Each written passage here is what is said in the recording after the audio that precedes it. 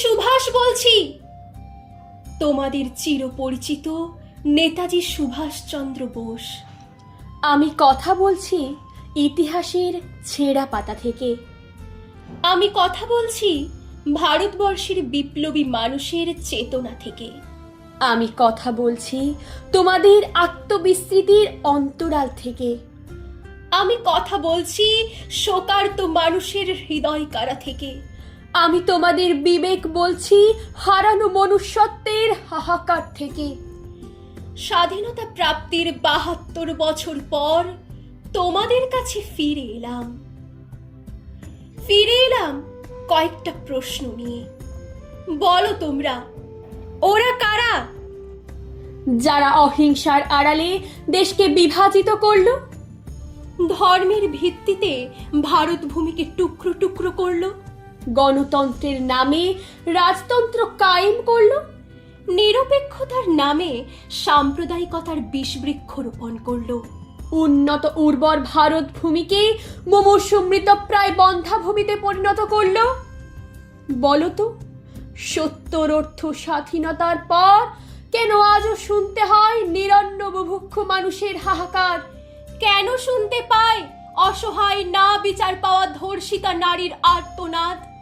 কেন আজও স্বাধীন দেশের সমস্ত শিশু শিক্ষার আলোয় আলোকিত হয়নি?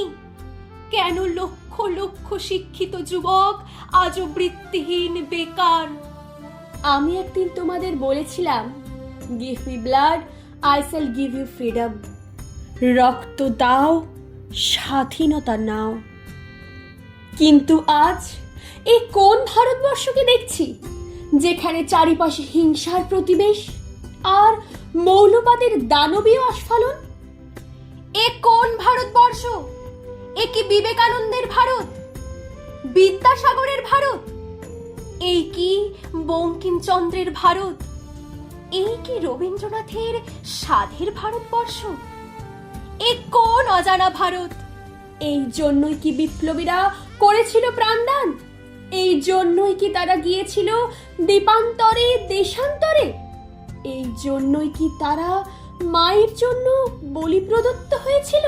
হে ভারতবাসী, গর্জে ওঠো তোমরা, ভেঙে ফেলো সব অচলায়তন, ভেঙে ফেলো সব বাধা, ব্যবধান, বিভাজন।